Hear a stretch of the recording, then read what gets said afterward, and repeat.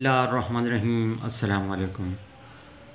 اپنے نئے تازہ ترین سیاسی تجزیے کے ساتھ میں ہوں آپ کا اپنا میزبان سفینہ خان۔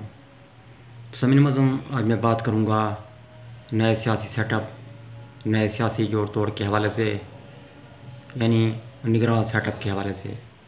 پوچھنے والے پوچھ رہے ہیں کہ نگراں سیٹ اپ میں اعلیٰ کرسی یعنی وزیر اعظم کی کرسی کس کو دی جا سکتی ہے؟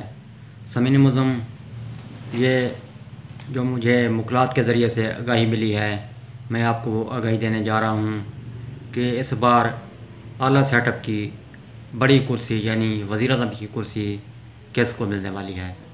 جی ہاں سمعین معظم، میں آپ کو آگاہی دینے جا رہا ہوں کہ نگراں سیٹ اپ میں وزیر اعظم کی کرسی کس کو دی جا سکتی ہے۔ یہ ممکنہ طور پر وزیر اعظم کی کرسی ایک خاتون کو دی جا سکتی ہے۔ جی ہاں، اس خاتون کا تعلق لکھاری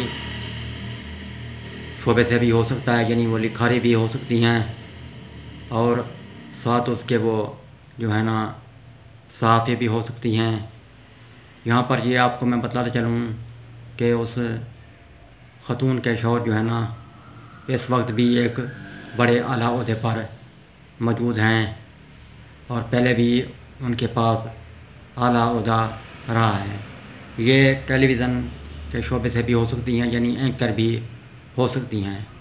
سمعین معظم، اب دیکھنا یہ ہے کہ یہ مکالمات نے خبر دی ہے یہ کہاں تک درست ہے، کہاں تک درست ہو سکتی ہے۔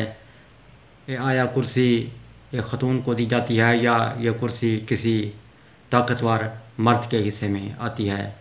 نئے تجزیات تک مجھے دیجیے اجازت۔ اللہ حافظ۔ پاکستان زندہ باد۔